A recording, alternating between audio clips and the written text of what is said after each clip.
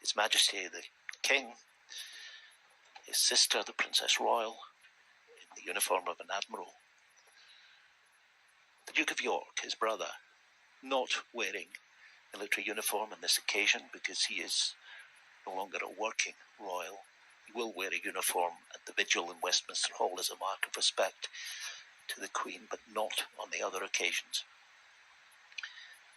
And the Earl of Wessex is also the Earl of Forfar. The Duke of York has the title of the Earl of Inverness. The Queen's 4 children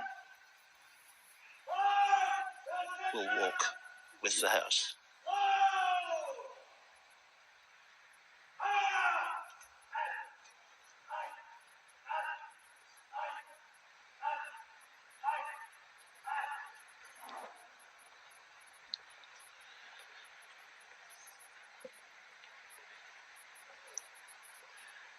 The procession begins at a stately pace across the forecourt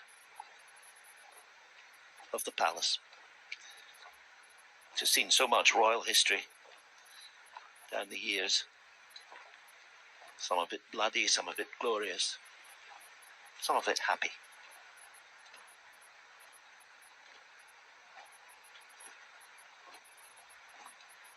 The tramp of feet on the cobbles of the courtyard will be heard by the crowds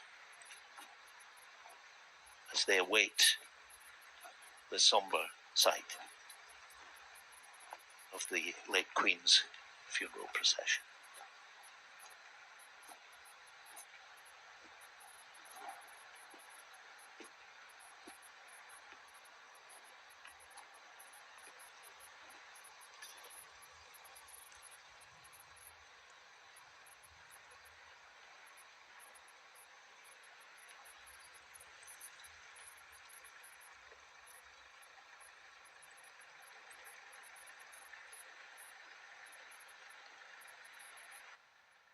Above the royal standard of Scotland, draped on the coffin, is a wreath with white roses, white freesias, white chrysanthemums, dried white heather from Balmoral,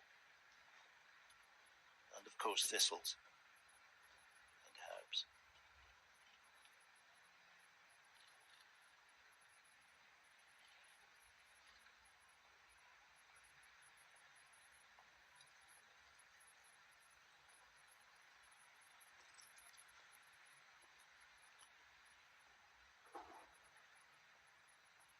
Quite suddenly, the bustle of this city, filled with vast crowds for this occasion, gives way to a deeply respectful silence.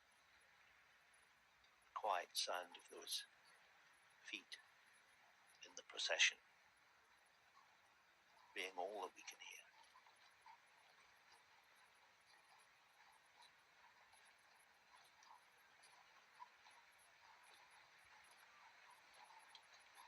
The start, really, of a procession that will take us right through the lying in state in Westminster Hall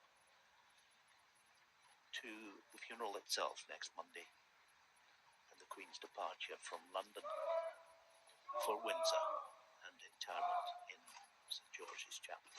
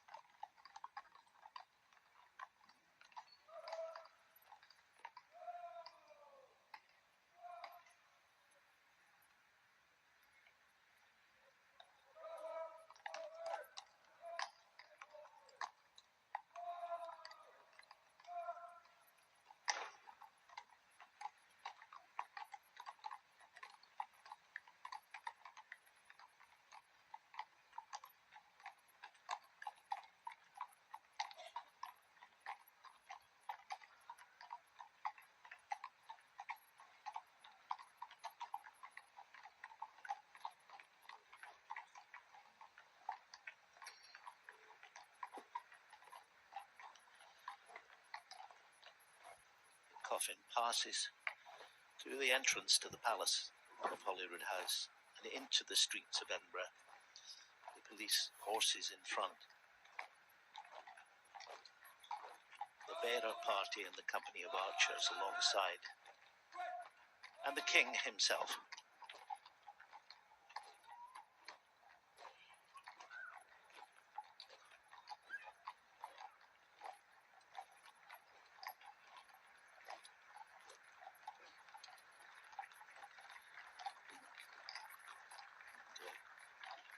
The 21-gun salute is being fired from Edinburgh Castle. And some in the crowd applauding as the procession slowly enters the Royal Mile through Abbey Strand, away from the palace, past the Scottish Parliament, which the King will visit later to receive a message of condolence from its members.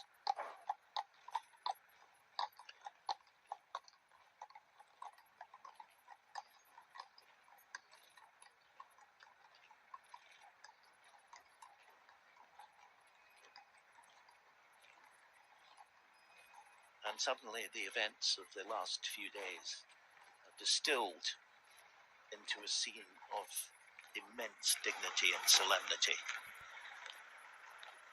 as the coffin of Her late Majesty the Queen is taken up the route she knew so well, the route that ends at Edinburgh Castle. It has,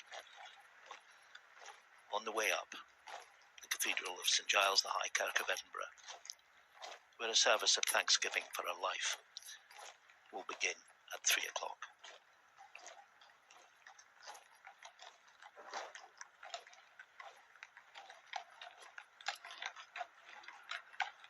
It's obvious in this crowd that everything that has brought them here, the fascination, the wish to show respect, the emotion that they feel at the loss of the longest serving monarch, is all now brought together in the silence and the funereal pace of this procession.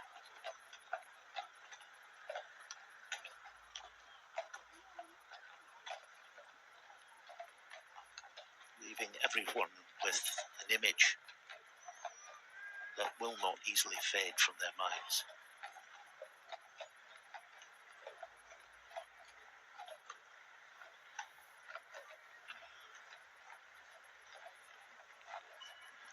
When the King and the Queen consort drove down this road only an hour and a half or so ago,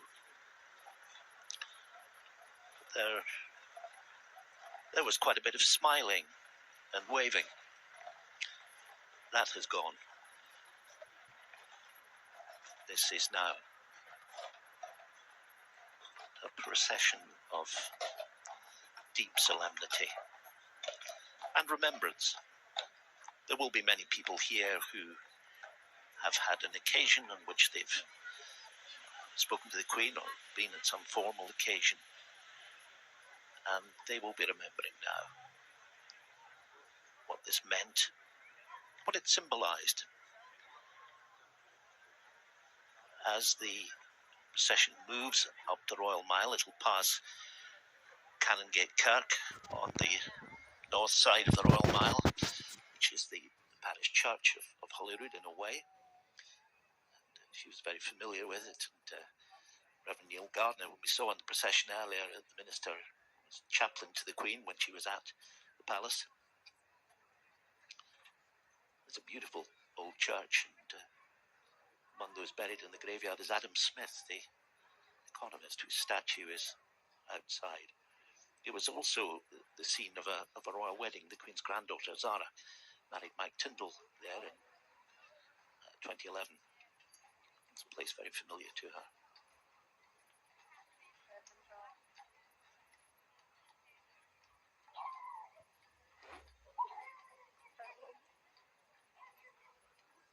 And the way in which the dignity, the quietness, and the measured tread of the bearer party somehow communicate themselves to the crowd is fascinating and memorable.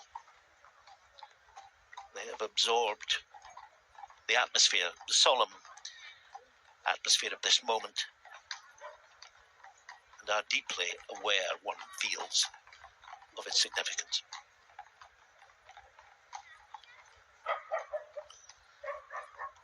For the King and the Queen's other children, despite all the preparations they will have made for this moment in their emotional selves and in physical ways, there is nothing quite like understanding what this means as they walk to a church for the service, which will lead to a period of about 24 hours when the Queen's coffin will lie in St Giles. It'll be open to people to come and pay their respects. And then, gradually, day by day, back to London, to Westminster Hall, to the lying in state, to the Abbey, Westminster Abbey, for the funeral service, and there out of London to Windsor. So this really is the beginning of that long procession, which started with the transfer of the coffin from Balmoral to Edinburgh by road on Sunday, and now takes on this funereal pace, with a little bit of shouting somewhere in the crowd, but for the most part it is quiet and contemplative. Flags flying from the buildings in the Royal Mile, as they often do. It is, of course, a great tourist route, but it's a series of streets, steeped in history. I mean, these stones have stories to tell. In a few moments, they'll pass on the north side of the Royal Mile, the home of John Knox, that extraordinary 16th century figure whose statue we saw earlier in St Giles, and whose looming figure stands in statue outside the Assembly Hall where the Scottish Parliament first met in 1999. I mean, a deeply controversial figure, but the voice of Calvinism in the mid-16th century and all the upheavals that led to the Reformation. One of its homes was just up the hill there a little on the right, round the next corner. The old town of Edinburgh is a place of great atmosphere. Just passing Canongate Kirk now on the north side there, just hidden in the trees. God bless the Queen. Just see the front door of the church as the hearse passes it now. The flag flying at half-mast outside.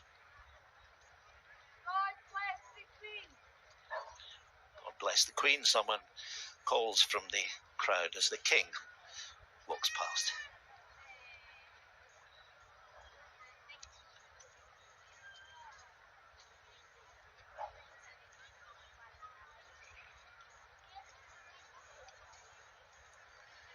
This part of the city, the old city, which was built really round the castle on the castle rock, which slopes down from the castle esplanade right down to the Palace of Holyrood House, is a place that has held on to its history despite all the upheavals, many of them physical, that have taken away old buildings.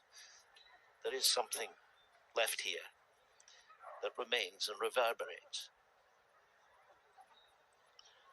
The clip of these horses' hooves on the cobbles,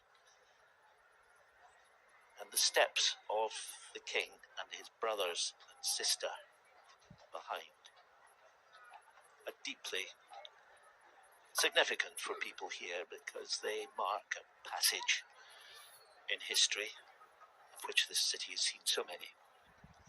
From one reign to another, from one monarch to another, from a queen to a king.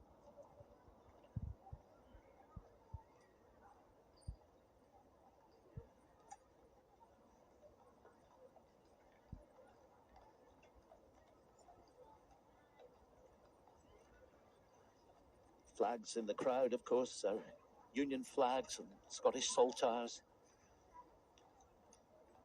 As we heard earlier from Kirsty, there are many visitors here. Edinburgh is always a city thronged with visitors, and there will be many here from all parts of the world, some from the Commonwealth, who will feel a great closeness to this event, and others who will simply watch in respectful astonishment, perhaps, at the depth and weight that is somehow evident in this solemn procession.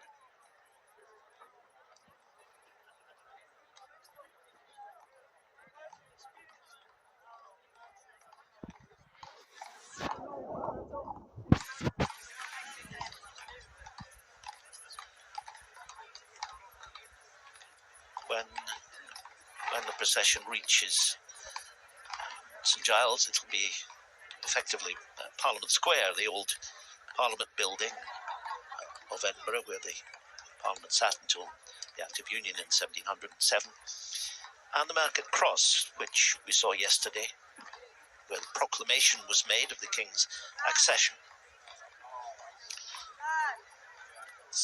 with its heraldic symbols, its unicorn on the top, and its traditional place as the heart of the city, really, the heart of Midlothian, which is traced out in cobbles on the pavement just by the Market Cross. The Market Cross, as we call it in Edinburgh, would be the place that there is a tradition that people spit on it as they go past. It's the title, of course, of one of Walter Scott's great novels, and it was Scott who rediscovered, really, the honours of Scotland, as they're called, really the crown jewels, which lie in Edinburgh Castle, which could be seen by the public.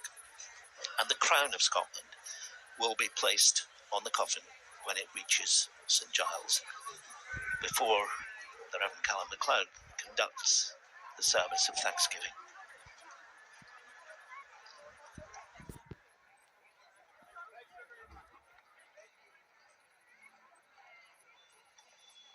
Slowly, with great dignity, the hearse comes up the hill, and at each point these crowds who've been waiting here for many hours see for the first time the coffin carrying the late Queen on the journey that will take her from this city back to London to her final resting place in Windsor.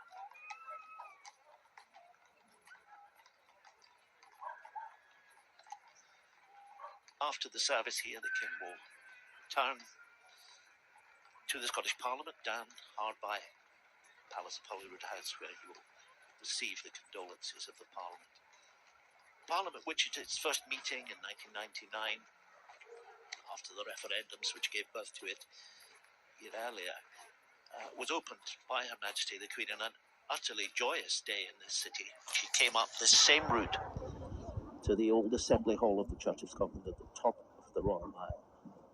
And there was a very moving opening ceremony for the new Parliament, with people of all parties sharing in the excitement of that day, at which the Queen expressed deep feelings of happiness at a new chapter in history that might lie ahead.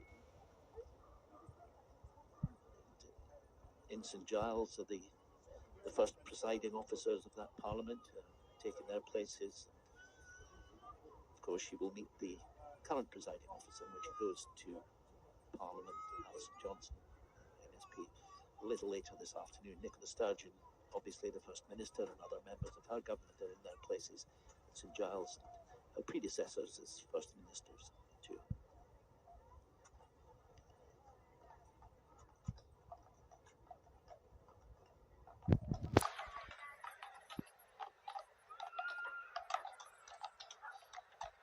Many people have reflected on how moving it is at a funeral service, or at least at a Thanksgiving service as this is, Clearly, it's not part of the official funeral to see a procession on foot, walking slowly, steadily, in formation, each of them with his or her own thoughts about the history, a family history, a national history that is contained in that coffin.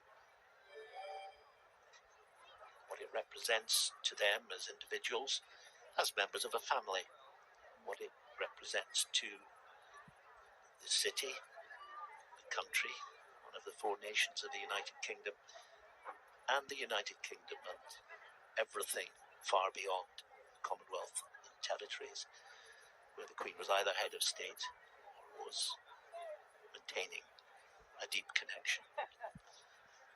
They're about to pass John Knox's house, which I mentioned earlier, and once that milestone has been reached, St Giles will be in sight and the procession will be nearly home.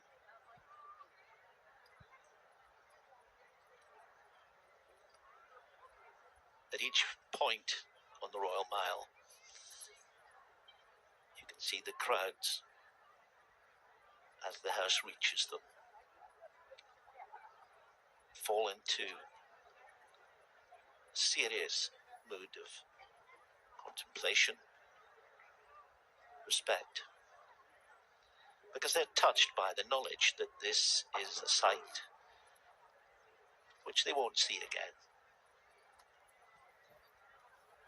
and in which is encompassed a whole story that stretches back in this city to the line of Stuart kings, to the rather difficult and sometimes bloody upheavals of the 16th and 17th centuries into the 18th century, but which, as we've been hearing in the course of this morning and yesterday, meant so much to the Queen,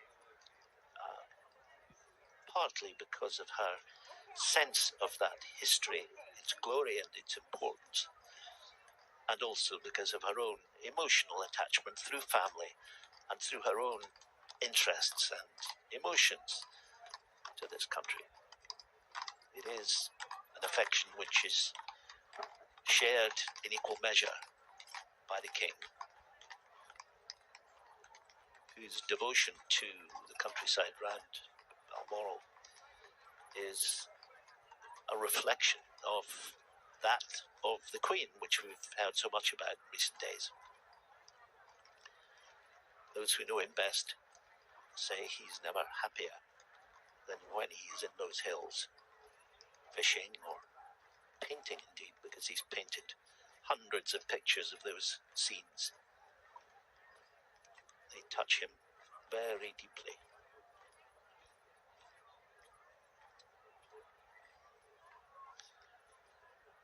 And what are the thoughts in these crowds? Some will have personal memories that will bubble up to the front of their minds today and in the days to come. Others will be curious, perhaps visitors from abroad who are looking in on this with a kind of wonder. But for all of them, there is a sense of the lasting significance of these scenes and the emotions that flow around this procession and will follow the coffin into St Giles and be present in the service that follows.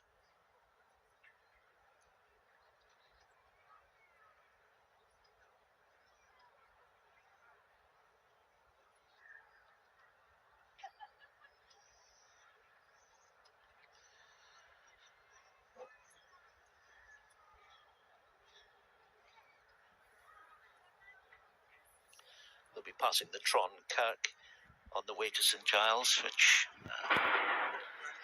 was commissioned by Charles I. There were big arguments, of course, at that time, religious arguments about the nature of post-Reformation Scotland and the nature of the Church of Scotland and arguments of a deep religious kind that in one way or another